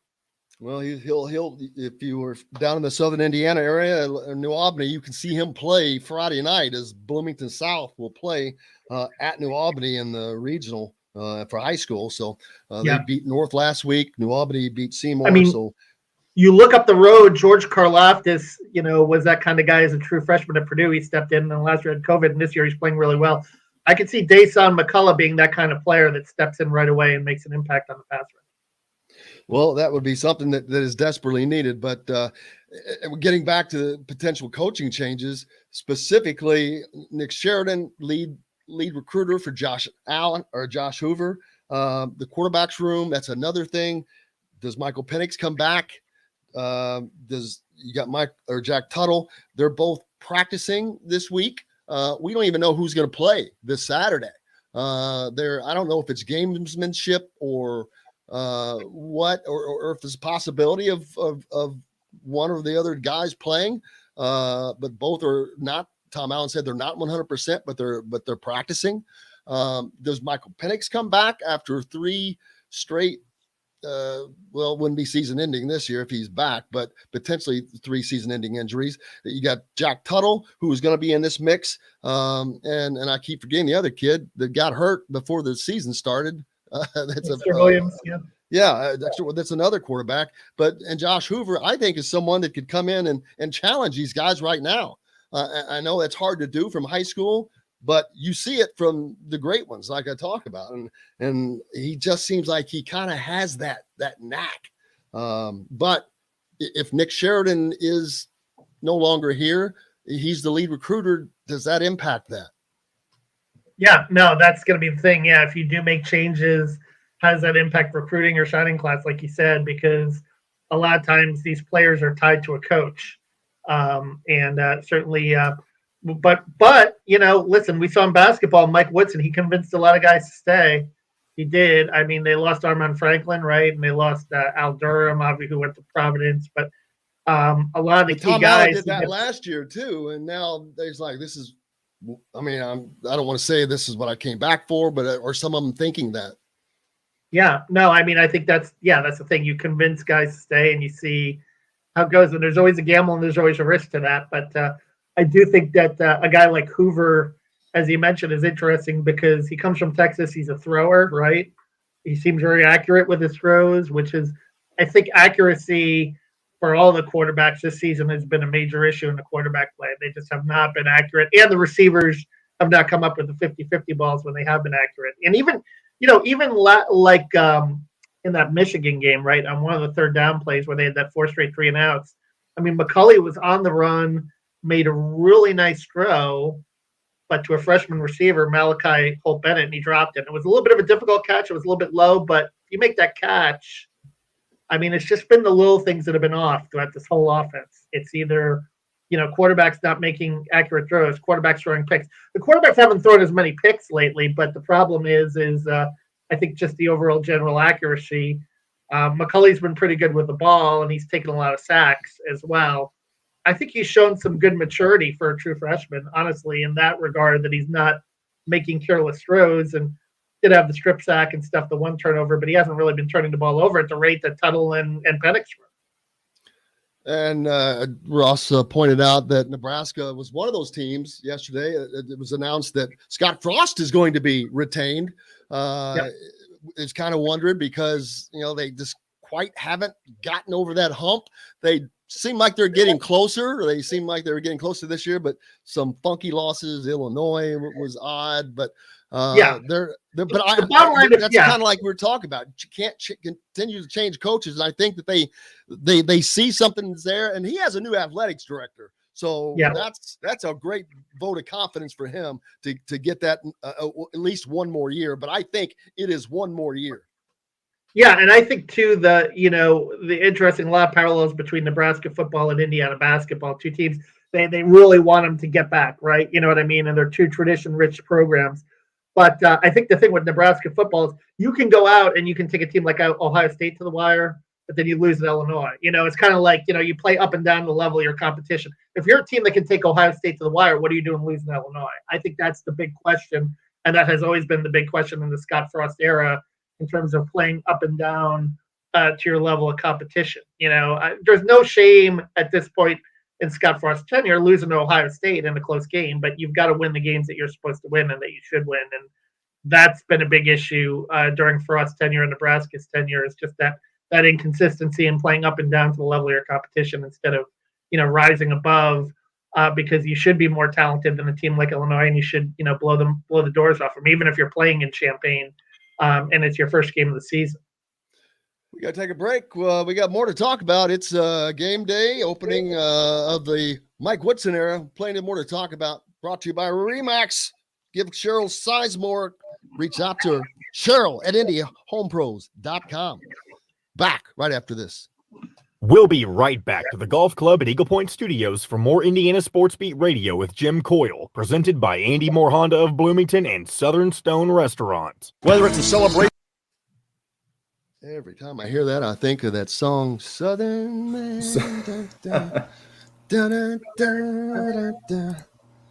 You realize that Sweet Home Alabama was written in response to Southern Man. Oh, yes. I did hear that. Yes. Yeah. Because remember, I heard old Neil put him down, Yeah, that's right. I was going to say, they reference him. What did he say in his song? I forget. Southern Man and the the whole Southern Man. So I learned that in a class called the Evolution of Rock. You ever take a rock and roll class in college? It was an elective. I took the something like that. I can't think of what it was called, but it was similar to that. Yeah, Dr. Rock, we called him Dr. Fee, and he was I didn't have that. He was our teacher. I was called like the history and sociology, or I could be wrong, but it was definitely a history of rock class. You realize that Led Zeppelin stole half their songs from Muddy Waters, all the 1930s bluegrass. Yeah, that song. I got a woman who won't be true, Lord. That was stolen from a 1930s. There's so much stuff that comes from back then. It's crazy. Yeah. They had to pay royalties, apparently, to his family, like Muddy Waters' family, for that song. Pretty sure Chuck Berry passed away while I was taking that class as well. Yeah. That would have been a few years ago. The funnest thing I've learned recently is, and I've said this, is that Mick Jagger's dad, Basil Jagger, earned a master's degree from the Hyper here at IU. How about that? Let me tell you about a girl alone. No response? That's pretty good. I don't know how to respond. Interesting. Mick Jagger, it is. I was like, what? That is some wild and wacky stuff. I did not know. Why would Mick Jagger's dad come to IU, to Indiana to get a Hyper degree? Remember that Hyper degree? Remember that Data Carvey health skit? Hyper. What does it stand for? Oh, it's an acronym. Physical. Okay. Health. I don't know what the Y is. Physical ed. Did he get satisfaction out of his degree? Or? I don't know. That's a good question.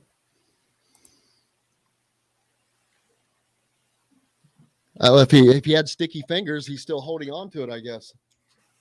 All right, here we go.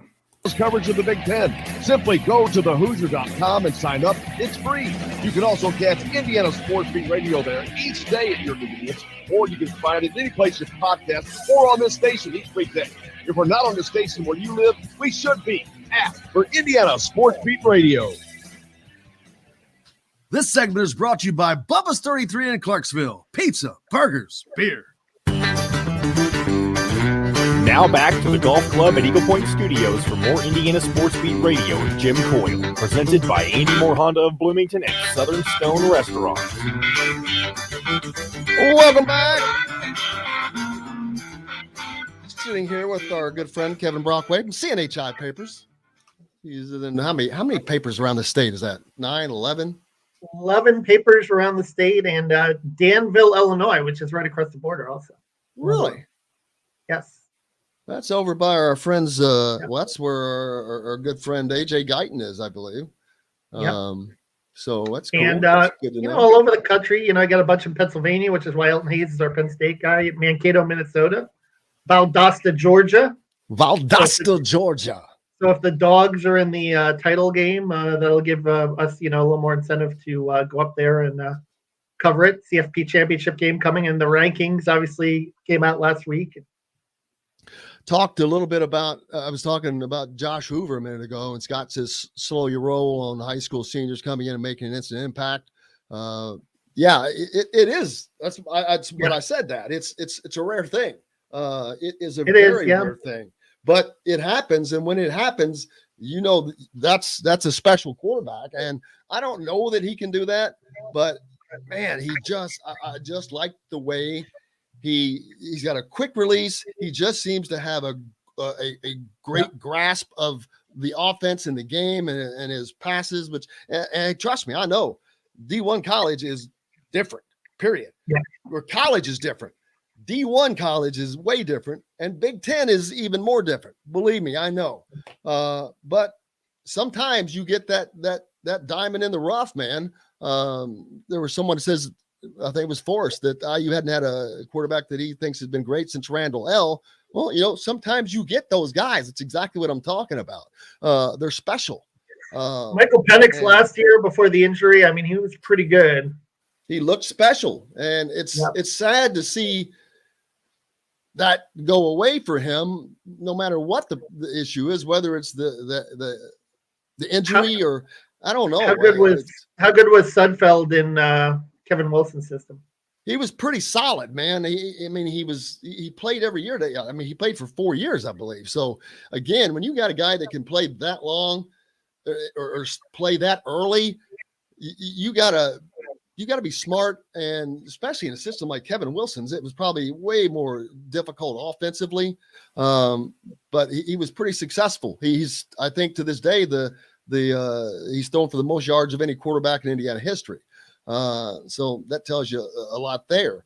If they'd have had the defense that with that offense, it would have been incredible. And they were kind of on the way to that. And Kevin Allen, he got fired and it sidetracked that because he had brought Tom Allen in, and we had 1 year of that, and you saw where that was going to go.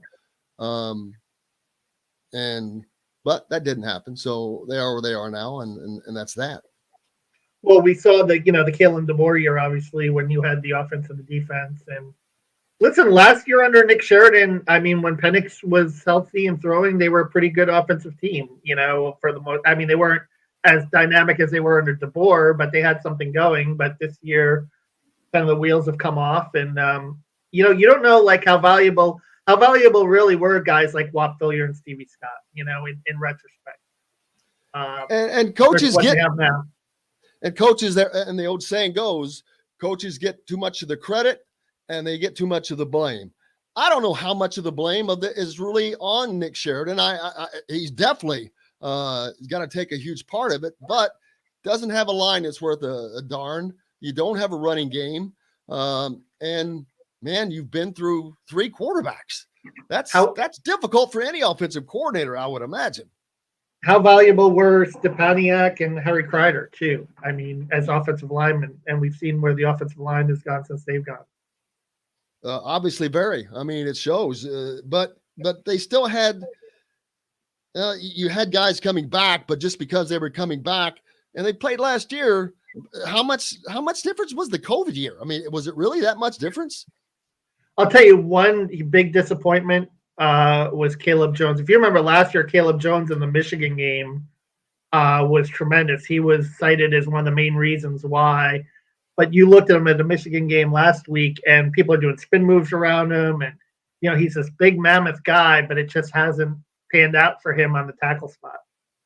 Yeah, and they'll be losing some guys. So they've got to fix that. And then again, I think they're going to have to probably go to the transfer portal. That's a fortunate thing to have, though. You can revamp a team kind of quickly with the transfer portal. If you can get the right guys, talk to the right guys, makes a huge difference. Yeah, and there's some young offensive linemen, I think, developing in the pipeline too. Don't forget that I think the class a few years ago was a heavy offensive line class, and Joshua Sales, and you got to wonder how those guys are going to. You still have Matthew Bedford, who's a fairly young guy. He's a third-year sophomore who has a lot of playing experience. So I do think you have some guys there, Kadick, Zach Carpenter, that you can build around a little bit. But They're gonna have to They're gonna have to listen. They're gonna have to do some developing, and as always with Indiana, the Big Ten is a line of scrimmage league, and you have to continue to develop not just depth there, but quality depth, guys that can come in and really make an impact and be physical. And I thought the front seven, the first 2 months of the season, was playing at a very high level. That has slipped, and I don't know if that's an effort thing. I mean, you still have McFadden, who's playing great, and Cam Jones and Ryder Anderson, but they're not stopping the run nearly the way they were early in the season. I mean, when you look at how they shut down Kenneth Walker versus, what happened in the Michigan game and Hassan Haskins running wild on him, it's just, that area has really slipped, and that's been disappointing.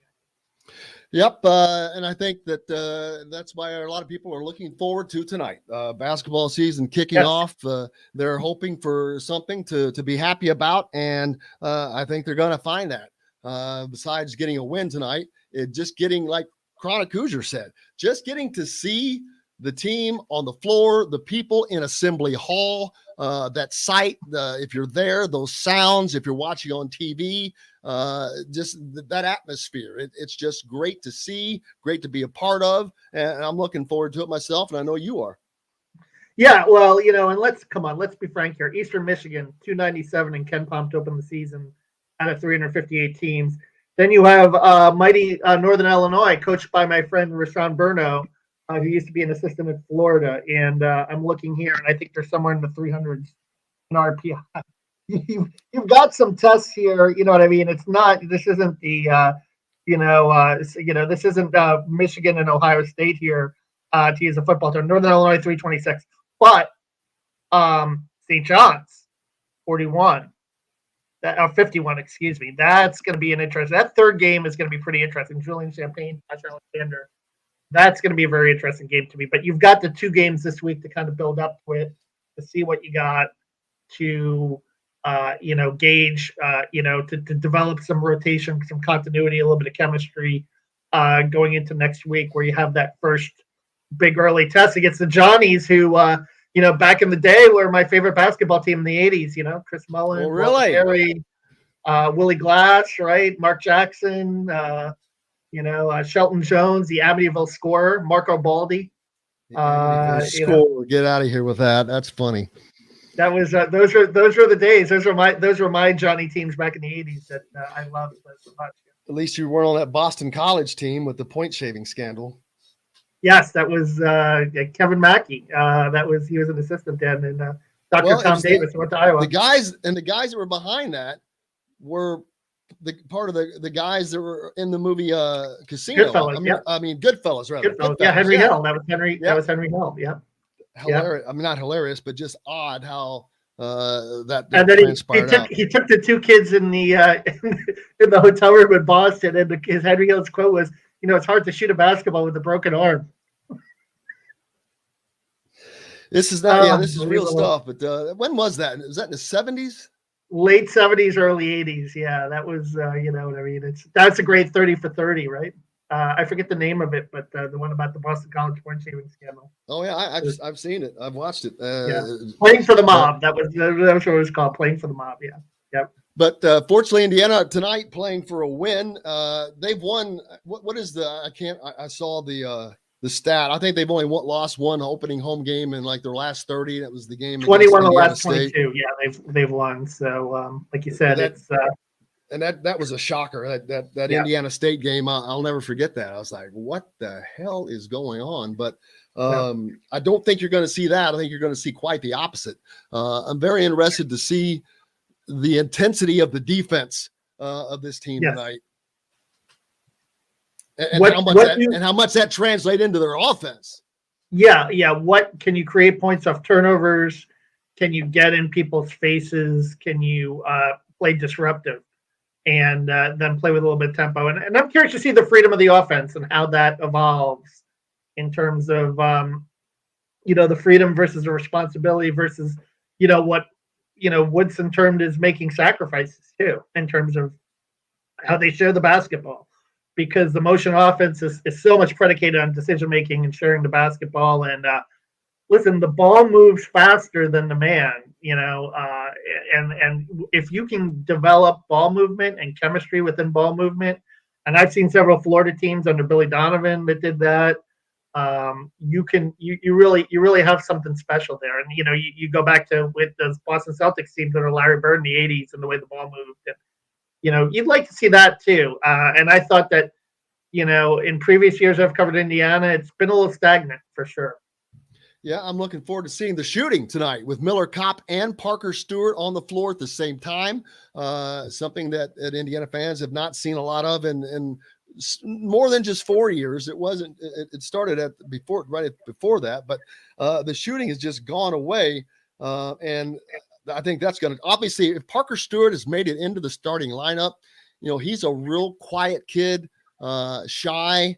He didn't play at all last year. He came up, his father passed away, unfortunately, was the coach at UT Martin, was here, but didn't play. And it's going to be interesting to see him on the floor and how he can really impact the game. And Miller Kopp, we know he's experienced. This dude has played 3 years in the Big Ten, man. He's a veteran. He's a wily veteran. Yeah, and Miller is not shy. He's the opposite. He's a little more garrulous, right? Talkative guy. A guy who looks like that he's got some leadership capabilities to him. But I think we saw Parker, right, in Hoosier Hysteria last month. I mean, really get on a nice roll in that shooting contest. So we saw that ability in him in that contest. Certainly, it's a lot different when you have hands in your face and you're facing a live defense. But we saw the stroke there. We saw, and listen, we'll see if even a guy like Anthony Leal, who certainly had some shooting ability at Bloomington South, if he can come in and do some things in this system as well, off the bench even a little bit, and get a chance. I'm sure early in these non-conference games he'll get his opportunity. Trey Galloway might get some opportunities too in this system early on, but certainly he struggled shooting the basketball last year. So you've got opportunities for some guys here to really show what they can do. They're going to have the freedom to take shots, but you got to make them. And certainly not every shot, but you want it to be closer to that 40th percentile, which certainly in previous years they've been around 31, 32. You want that up at 36, 37 in that area. You want to be able to make those shots on a consistent basis. Yeah, and then like you said, I think you're going to see an opportunity for a lot of guys in this game. You should see a lot of people get opportunities, whoever's healthy to play. I don't know if that's going to be Michael Durr or not. Logan Duncombe, we haven't talked about him. I talked earlier about the length of Eastern Michigan. While they're not that good, or they're a low Ken Palm team, they've got some length, man. 6'10" and 7 foot on the starting line. So it'd be interesting to see if Logan Duncombe gets in there and mixes it up. He doesn't have that weight yet that Trace Race has. He's freshman, still building that body up, getting stronger. But these guys are 240, man. They've got. If you remember, and you remember, we saw him up in Noblesville, with Trey Kaufman, and the thing that impressed me about Logan was he had a little bit of a motor to him. Remember, he was crashing the boards really hard, and he had a little bit of a perimeter game to him as well, where he could step out and shoot from about 10, 14 feet a little bit. So he's got a good skill set to him, and he comes from a competitive program in Moeller High School. He'll be an interesting guy to watch in terms of a development guy in the front court. And again, another guy who was recruited by Archie Miller in state. You know what I mean? Decided that, Mike Woodson and that system was right for him. So, credit to him for that. And he'll be a guy that, you hope will continue to develop down the road and show something in this non-conference schedule. And an interesting name Forrest pointed out, Geronimo. Yes. His game, where it's going to be very interesting to see where his game has translated to. Is he going to be shooting the ball more? Is he going to be crashing the boards? You've got Xavier, who is going to get to the rim. But what's Jordan Geronimo? What's his game going to be like?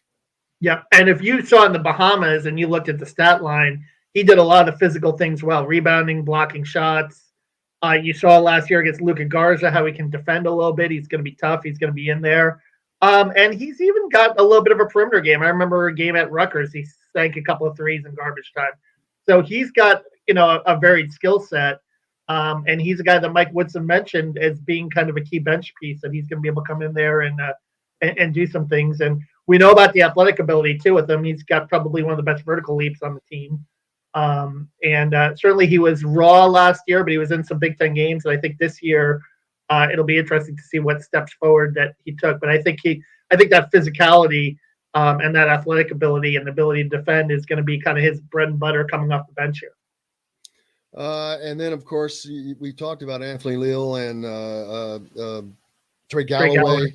Who am I leaving off? Am I missing any of the? Well, Tamar Bates is hurt too. Tamar Bates, he was a guy who, and he's another guy that when he's healthy will be a perimeter piece, because he showed that in the Bahamas. He sank a few threes there and showed a little bit of scoring ability there as well. So I think he's another guy, and another guy that, again, the new coaching staff, Mike Woodson, brought in. They have a vision for him. So I think he's going to be a guy that, when he gets healthy, will be a good bench piece. Well, a great bench piece, because he's already shown he can shoot the ball and he can do a lot of things. He's a very talented player. And so I think that if they can the sooner they can get healthy, they will have that 8, 9, 10-man rotation that Mike Woodson's looking for. Yeah, and that's going to be important, because you want that, 20-game Big Ten schedule. You want to have all the bodies you can, because there's so many things that can happen.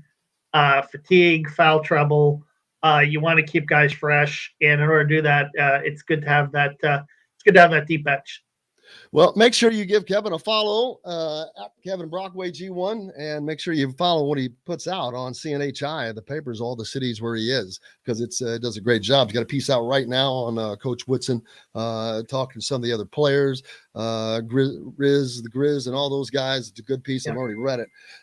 We look forward to the game tonight, and then, of course, post game with Todd Leary coming to you from Southern Stone Restaurant. So it's a long day and looking forward to it. I hope everyone has had a good time. Great day with Mike DeCourcy and Chronic Hoosier, of course. Big thanks to Mike as he's up in New York. Looking forward to that. Thanks to John, as always, John, the producer, but most importantly, and Kevin, and thanks to you guys. Without you, we've got no reason to be here.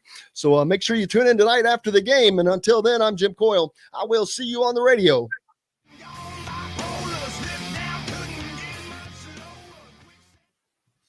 Alrighty.